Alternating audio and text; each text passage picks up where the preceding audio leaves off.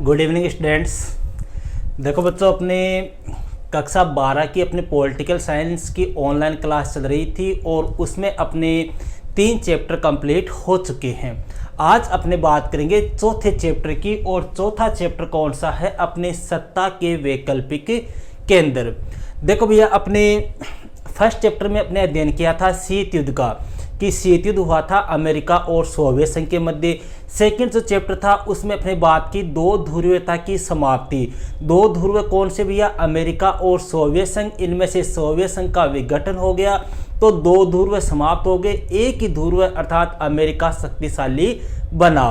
फिर तीसरा चैप्टर आया अपने, उसमें बात की समकालीन विश्व में अमेरिका का वर्चस्व, कि विश्व में अमेरिका का वर्चस्व किस प्रकार से बढ़ा, उसने कौन कौन से सैनिक अभियान किए, कौन कौन से देशों के खिलाफ उसने लड़ाइयाँ लड़ी, कौन कौन से उसने ऑपरेशन चलाए, उसकी अर्थव्यवस्था, उसका सैन्य ढांचा, उसकी सांस्कृतिक वर्चस्व, इन सभी बातों के बारे में अध्ययन किया अपने थर्ड चैप्टर में।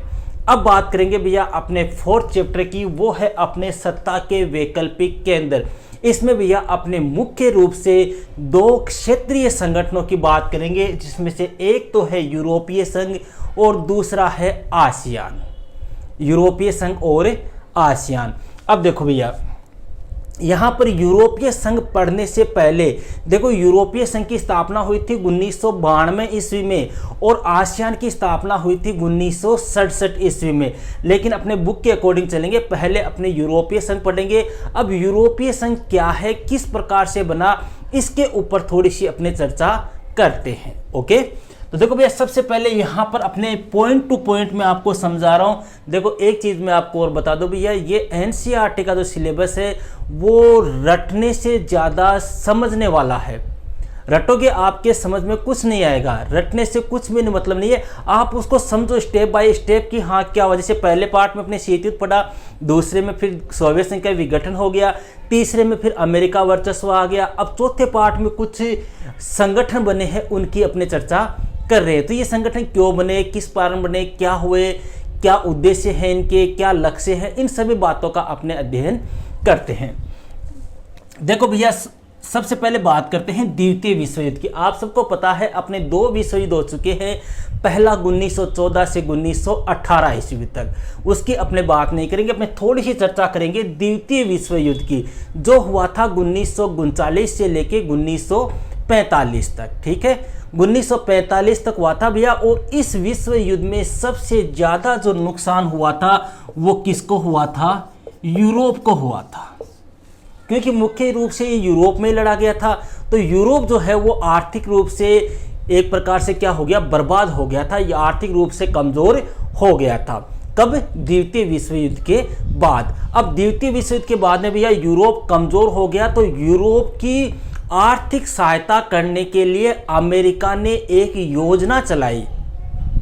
अमेरिका जो था उसने यूरोप की आर्थिक मदद करने के लिए एक प्लान बनाया, एक योजना बनाई। उसी प्लान को क्या नाम दिया गया? मार्शल योजना। ध्यान रखना, मार्शल योजना क्या है? अमेरिका ने यूरोप की आर्थिक मदद करने के लिए जो प्लान या जो योजना बनाई, उसी को क्या नाम दिया गया? मार्शल योजना। और यह कब से कब तक संचालित हुई? 1947 से लेके 1952 ईस्वी तक। क्लियर है इतनी बात? अब आगे चर्चा करते हैं। यहां तक हो गया भैया, 1952 तक मार्शल योजना हो गई। मतलब पश्चिमी यूरोप का जो क्षेत्र था उसको, उसकी अर्थव्यवस्था की अमेरिका ने काफ़ी सहायता की। और उसी समय चल रहा था शीत युद्ध।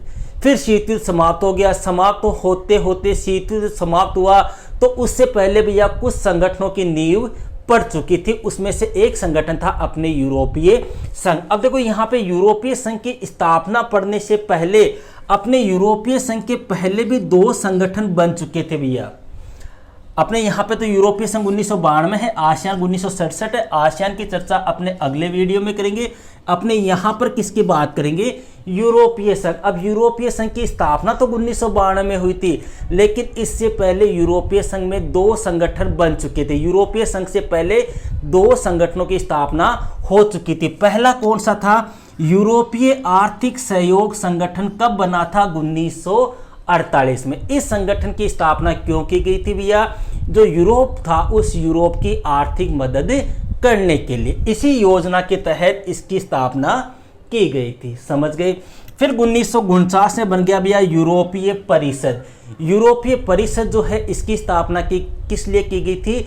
यूरोप का राजनीतिक सहयोग करने के लिए। देखो दोनों संगठनों को ध्यान रखना, पहला संगठन है इसकी स्थापना किस लिए की गई थी? आर्थिक सहयोग करने के लिए, और दूसरा जो संगठन है उसकी स्थापना किस लिए की गई थी? राजनीतिक सहयोग देने के लिए। क्लियर है? अब यहां पे आपको क्वेश्चन पूछ ले कि यूरोपीय संघ की स्थापना किस लिए की गई या यूरोपीय संघ का गठन क्यों हुआ? तो भैया यूरोप जो है उसकी आर्थिक और राजनीतिक मदद हेतु यूरोपीय संघ की स्थापना हुई। यूरोपीय संघ है क्या भैया? जो यूरोप महाद्वीप था उसके कुछ देशों ने मिलाकर अपना एक संगठन बनाया था, उसी संगठन को नाम दिया गया है यूरोपीय संघ। अब बात कर लेते हैं अपने यूरोपीय संघ की। क्लियर है अपनी सारी बातें? यहां पर ये दो क्वेश्चन आपको ध्यान रखने हैं, ये दोनों बस। मार्शल योजना किस लिए? यूरोप की आर्थिक मदद करने के लिए। ये दोनों संगठन है, इसकी स्थापना 48 में, इसकी स्थापना 49 में। ये आर्थिक सहयोग के लिए, ये राजनीतिक सहयोग के लिए। क्लियर है? अब बात करते हैं साहब यूरोपीय संघ जो है उसकी स्थापना कब हुई? तो अभी अपने देख लिया आपने कि यूरोपीय संघ जो है इसकी स्थापना कब हुई थी? 1992 ईस्वी में हुई थी। थोड़ा सा और बता दूं भैया, एक संधि थी जिसका नाम था मास्ट्रिस्ट संधि। इस संधि के द्वारा यूरोपीय संघ की स्थापना की गई थी। बस आपको मास्ट्रिस्ट संधि याद रहता है तो कोई बात नहीं है, अगर नहीं रहता है तो भी कोई दिक्कत नहीं है। 1992 में आपको याद रखना है। तो यूरोपीय संघ की स्थापना कब हो गई? 1992 ईस्वी। मुख्यालय कहां है भैया? मुख्यालय है इसका ब्रुसेल्स में, और ब्रुसेल्स किसकी राजधानी है? अपने बेल्जियम की। देखो ये क्लास जो है इसमें समझाने से ज़्यादा थोड़ा सा आपको ये सन वगैरह है ये रटनी पड़ेगी भैया, इनका कोई इलाज नहीं है, ये आपको रटना ही पड़ेगा। अब यूरोपीय संघ की स्थापना 1992 में, इसको मैं कैसे समझाऊं? ये आपको रटने ही पड़ेंगे। राजधानी आपको ध्यान रखनी है कहाँ पर है? ब्रुसेल्स या बेल्जियम की राजधानी। ब्रुसेल्स कहाँ पर है? बेल्जियम की राजधानी है। यहाँ पर क्या है? यूरोपीय संघ का मुख्यालय है। क्लियर है? थर्ड बात करते हैं इसके सदस्य देश कितने हैं। देखो भैया सदस्य देशों की बात करें तो कईयों की बुक में 25 लिखे हुए हैं, कईयों की बुक में 27 लिखे हुए हैं, लेकिन एक्चुअल में जो वर्तमान समय में करेक्ट सदस्य देश है उनकी सदस्य संख्या कितनी है? 28 है। अब कई बार क्वेश्चन पूछ लेते हैं कि सर 28वां सदस्य देश कौन सा है? तो 28वां जो सदस्य देश है भैया वो है आपके क्रोएशिया। क्रोएशिया ध्यान रखना भैया, बहुत बार क्वेश्चन आता है कि यूरोपीय संघ का अंतिम या 28वां सदस्य देश कौन सा है? क्रोएशिया। ठीक है, आपके बुक में मैप पे दिया हुआ है, वहां पे भी आप इनकी संख्या 28 कर लो, ये वहां पे और दर्शा देना। क्लियर है? अब बात करते हैं भैया इसका झंडा। देखो इसकी कई बार अपने क्वेश्चन पूछे जाते हैं कि यूरोपीय संघ का झंडा जो है वो कैसा है। तो भैया ध्यान रखना, यूरोपीय संघ का जो झंडा है ना उसमें सोने के रंग के, सोने का रंग मतलब गोल्डन रंग, उस सोने के रंग के कितने सितारे हैं? 12 सितारे हैं। मतलब 12 सोने के रंग के सितारों का क्या है? यूरोपीय संघ का एक झंडा है। अब ये सितारे हैं, ये सितारे ही क्यों लिए गए? क्वेश्चन ये पूछ ले कि यूरोपीय संघ का जो झंडा है उसमें सितारों का क्या महत्व है या सितारे किसका प्रतीक है? तो ये जो सितारे हैं भैया ये एकता और आपसी मेल मिलाप का प्रतीक है। अब क्वेश्चन आ जाए कि 12 सितारे ही क्यों लिए गए? यूरोपीय संघ में जो 12 सितारे हैं वो 12 ही क्यों लिए गए? उनकी संख्या 12 ही क्यों है? क्योंकि भैया यूरोप जो है वहां पर 12 जो है वो पूर्णता, समग्रता और एकता का प्रतीक माना जाता है। 12 की संख्या को पूर्णता, एकता और समग्रता, मतलब हम सभी क्या है? पूर्ण है, हम सभी समग्र है, सभी साथ है और आपसी हमें क्या है? एकता है। इसलिए ये क्या संख्या चुनी गई है? 12। ज़्यादा नहीं तो अपने इतने ध्यान रखना, यूरोपीय संघ का जो झंडा है उसमें 12 सितारे है। क्लियर है? फिर बात करते हैं साहब इसकी मुद्रा क्या है यूरोपीय संघ की। तो यूरोपीय संघ की जो मुद्रा है भैया उसका क्या नाम है? यूरो। यूरो है मुद्रा। जैसे अमेरिका की मुद्रा क्या है, डॉलर है, उसी प्रकार से यूरोपीय संघ की क्या है, यूरो है। फिर बात आती है इसके अंग कितने हैं, तो अंग जो है भैया वो कितने हैं, 7 है। और 7 अंग कौन कौन से हैं ये आपके सामने लिखे हुए हैं। यहां पर भैया आपको इन 7 अंगों के नाम याद करने पड़ेंगे, प्लस इनसे संबंधित जो एक एक 2-2 लाइन के क्वेश्चन पूछे जाते हैं वो भी मैं आपको बता देता हूं। सबसे पहला अंग आता है भैया यूरोपीय संघीय परिषद। ये क्या है, देखो भैया यह जो है वो यूरोपीय संघ की मुख्य निर्णयकारी संस्था है। मतलब कोई भी डिसीजन जो है वो इसी के द्वारा लिया जाता है। इसमें क्या होता है, इसमें 15 सदस्य देशों के मंत्री शामिल होते हैं और वही मिलकर क्या बनाते हैं, यूरोपीय संघ के लिए कानून बनाते हैं। क्लियर है। सेकंड बात आती है भैया यूरोपीय संसद।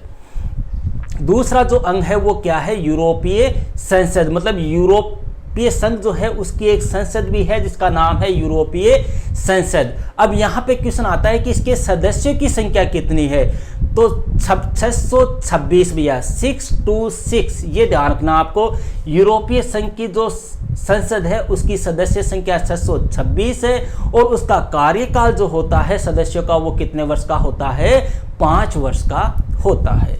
तीसरा जो अंग है भैया वो है यूरोपीय आयोग। देखो हाँ, आयोग पे एक बात बता दूं, एक बार अपने क्वेश्चन आया था यूरोपीय संघ के प्रमुख आयोग कौन कौन से हैं, तो कई स्टूडेंट कंफ्यूज हो गए कि यार ये आयोग क्या होता है। ध्यान रखना, अंग पूछ ले या संस्थाएं पूछ ले या आयोग पूछ ले, एक ही बात है। क्लियर है। तो यूरोपीय जो आयोग है भैया यह जो है एक प्रकार से क्या है, कार्यकारी संस्था है। मतलब यूरोपीय संघ की प्रमुख कार्यकारी संस्था जो है वो क्या है, यूरोपीय आयोग ही है। इसमें जो सदस्य होते हैं उनकी संख्या 30 होती है और उनका कार्यकाल भी 5 वर्ष का होता है। क्लियर है। फिर बात करते हैं भैया यूरोपीय संघ के न्यायालय की। देखो जो न्यायालय होता है वो 2 प्रकार का होता है, एक तो होता है न्याय का न्यायालय और दूसरा होता है उपाय का न्यायालय। न्याय का न्यायालय तो क्या करता है भैया, न्याय करने का काम करता है। उपाय का न्यायालय क्या होता है, कई बार जो विवाद होते हैं उनको किसी उपाय के माध्यम से या किसी संधि समझौते के माध्यम से निपटाने का कार्य करता है। तो कई बार क्वेश्चन आता है यूरोपीय संघ के न्यायालय के कितने भाग है, तो 2 भाग है, एक तो न्याय का न्यायालय और दूसरा उपाय का न्यायालय। दोनों की सदस्य संख्या कितनी थी है, 15 सदस्य है दोनों न्यायालय में और इनका कार्यकाल कितने वर्ष का होता है, 6 वर्ष का होता है। 5वां अंग आता है भैया लेखा परीक्षकों का न्यायालय। देखो इसको ध्यान रखना, इसके ऊपर क्वेश्चन एक बार पूछा हुआ है। इसका प्रमुख कार्य पूछा था, तो ध्यान रखना भैया इसका प्रमुख कार्य जो है वो यूरोपीय संघ की जो आय व्यय है, कितनी इनकम जा रही है, कितनी इनकम आ रही है, जो इनकम जा रही है या आ रही है वो कानून के अनुसार सही है या नहीं है, इसकी जांच पड़ताल करने का कार्य किसका है, लेखा परीक्षकों के न्यायालय का है। और इसकी सदस्य संख्या भी कितनी होती है, 15 होती है। मतलब न्यायालय जो दोनों ही है ना, उनमें दोनों में ही कितने थे सदस्य है, 15 सदस्य है। आर्थिक सामाजिक समिति, छठा जो अंग है यह क्या है भैया, यह यूरोपीय संघ की एक सलाहकारी संस्था है। मतलब यूरोपीय संघ के सामने कोई संकट आ गया, कोई मुसीबत आ गई, कोई विपत्ति आ गई, कोई आपदा आ गई, तो इसको सलाह देने का कार्य जो है वो कौन सा अंग करता है, आर्थिक सामाजिक समिति के द्वारा किया जाता है। और इसके जो सदस्यों की संख्या होती है वो कितनी होती है, 222। क्लियर है। और अंतिम जो अंग है भैया उसका नाम है यूरोपीय निवेश बैंक। इसके भैया कई बार क्वेश्चन पूछ लेते हैं, इसका प्रमुख कार्य क्या है। तो देखो इसका प्रमुख कार्य क्या होता है, जो यूरोपीय संघ के द्वारा जो भी प्रोजेक्ट चलाए जाते हैं, कोई भी प्रोजेक्ट चालू कर दिया तो उस प्रोजेक्ट को धन देने का काम जो है वो इसी के द्वारा किया जाता है। इसके अलावा जो यूरोपीय संघ में जो समुदाय है उनके हितों की रक्षा इसके द्वारा की जाती है। जो साझा बाजार होते हैं उनका संतुलित विकास करने का कार्य भी इसी के द्वारा किया जाता है। तो ये 7 क्या हो गए, यूरोपीय संघ के क्या हो गए, अंग हो गए। अब बात आती है साहब यूरोपीय संघ जो है उसका प्रभाव क्या पड़ा। मतलब जो यूरोपीय संघ जो है इसका क्या प्रभाव है, विश्व में इसका क्या प्रभाव है। देखो एक चीज और ध्यान रखना, 2 संगठन है यूरोपीय संघ और आसियान। इन दोनों संगठनों में से किसी का भी भारत सदस्य नहीं है। ये ध्यान रखना। कई बार पूछ लिया आपको कि भारत यूरोपीय संघ या आसियान में से किसका सदस्य देश है, तो किसी का भी नहीं है, ध्यान रख लेना ये। हाँ, भारत का पड़ोसी देश है ना म्यांमार, वो आसियान का सदस्य देश है, भारत किसी का भी नहीं है। अब बात करते हैं भैया यूरोपीय संघ जो है उसका प्रभाव क्या पड़ा, इसकी स्थापना से विश्व पर क्या प्रभाव पड़ा। तो देखो ध्यान देना भैया, 2005 में, कब की बात है, 2005 में यूरोपीय संघ जो था इसकी अर्थव्यवस्था जो थी वो विश्व की सबसे बड़ी अर्थव्यवस्था थी। क्यों? 28 सदस्य देश थे भैया, अमेरिका को भी मात दे दी थी यूरोपीय संघ ने अर्थव्यवस्था के क्षेत्र में। कब? 2005 में दुनिया की सबसे बड़ी अर्थव्यवस्था वाला संघ बन गया था। कौन सा? यूरोपीय संघ। दूसरी बात भैया, अपने यूरोपीय संघ जो है इसका जीडीपी का मतलब सकल घरेलू उत्पाद, उसमें योगदान जो है वो कितना है? 12,000 अरब डॉलर है। यूरोपीय जो संघ है इसका जीडीपी में योगदान जो है वो 12,000 अरब डॉलर से भी ज्यादा है। कहने का मतलब हो गया अमेरिका से भी ज्यादा, क्योंकि 12,000 अरब डॉलर जो है वो सकल घरेलू उत्पाद में योगदान अमेरिका का भी नहीं है। तीसरी बात भैया, यूरोपीय संघ की जो मुद्रा है वो कौन सी है? यूरो है। और अमेरिका की जो मुद्रा है वह कौन सी है? डॉलर है। हालांकि आज विश्व की सबसे बड़ी जो मुद्रा है वो डॉलर को माना जाता है, लेकिन अगर कोई अन्य मुद्रा डॉलर को टक्कर दे सकती है तो वह कौन सी है? यूरो है। और यूरो किसकी है? यूरोपीय संघ की। अगली बात करते हैं भैया, विश्व व्यापार में भी भैया अपने यूरोपीय संघ जो है इसकी हिस्सेदारी काफी ज्यादा है। विश्व व्यापार में इसकी हिस्सेदारी जो है वो यूरोपीय संघ की वो आज के समय पर अमेरिका से भी 3 गुना ज्यादा है। इसके अलावा सबसे खास बात, यूरोपीय संघ के 2 सदस्य देश भैया, एक तो फ्रांस और एक कौन सा? ब्रिटेन। क्यों? क्योंकि ये भी यूरोपीय संघ के सदस्य, ये दोनों ही सदस्य देश जो है वो क्या है? यूएनओ के स्थायी सदस्य देश है।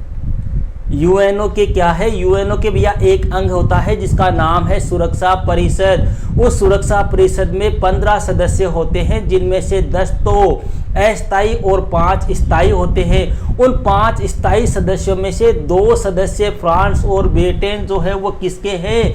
यूरोपीय संघ के हैं। इसके अलावा भैया यूरोपीय संघ के इन दोनों सदस्य देशों के पास में क्या है? परमाणु हथियार भी है। तो अब आप अनुमान लगा सकते हो यूरोपीय संघ कितना पावरफुल है। इसके अलावा भैया आज विश्व में सबसे बड़ी जो सेना है, सबसे बड़ी सेना वो भी किसकी है? अपने यूरोपीय संघ की है। रक्षा बजट की अगर अपने बात करें तो रक्षा बजट में अमेरिका के बाद में सबसे ज्यादा खर्च करने वाला जो संघ है वो भी कौन सा है? यूरोपीय संघ ही है। इसके अलावा अपने अंतरिक्ष है, विज्ञान है, अपने संचार है, अपने प्रौद्योगिकी है, इनमें भी अपने यूरोपीय संघ का कौन सा स्थान है? सेकंड स्थान है। तो भैया कई बार क्वेश्चन पूछ लेते हैं यूरोपीय संघ का आर्थिक राजनीतिक महत्व बताइए या यूरोपीय संघ के आर्थिक राजनीतिक प्रभाव बताइए, तो ये प्रभाव अपने को लिखने हैं। अब क्वेश्चन पूछ ले भैया यूरोपीय संघ की स्थापना क्यों की गई, तो स्थापना करने के प्रमुख कारण क्या है भैया? देखो ध्यान रखना, ये दोनों ही कैसे संगठन है? जैसे यूरोपीय संघ है, आसियान है, अपने दक्षेश है, अपने ब्रिक्स है, ये कैसे संगठन है? क्षेत्रीय संगठन है। मतलब ये अंतर्राष्ट्रीय संगठन नहीं है, क्षेत्रीय संगठन है। जैसे यूएनओ है, यूएनओ कैसा संगठन है? इंटरनेशनल है, अंतर्राष्ट्रीय। ये कैसे संगठन है? क्षेत्रीय संगठन है। मतलब ये अपने क्षेत्र विशेष के लिए ही कार्य करते हैं। जो इनमें सदस्य देश होते हैं उन्हीं के लिए ये क्या करते हैं? कार्य करते हैं। तो क्वेश्चन आ जाए इसकी स्थापना क्यों की गई, तो भैया स्थापना क्यों की गई उसके अपने 2-3 पॉइंट अपने को देखो मोटे मोटे याद रख लेना। अपने क्षेत्र का आर्थिक विकास करने के लिए, राजनीति में सुधार करने के लिए, व्यापार को बढ़ाने के लिए, जो विवाद है उन विवादों का शांतिपूर्ण ढंग से समाधान करने के लिए, और अपने क्षेत्र या अपने सदस्य देशों का विकास करने के लिए। तो ये था भैया अपने यूरोपीय संघ। मेरे ख्याल से आपको समझ में आ गया होगा। अगर नहीं आया तो एक बार आप वीडियो को पुनः देखें। फिर भी अगर आपकी कोई समस्या आती है तो आप कमेंट के माध्यम से मुझसे पूछ सकते हो। नेक्स्ट अपनी जो क्लास होगी उसमें बात करेंगे अपने आसियान की। ओके भैया, दैट्स ऑल।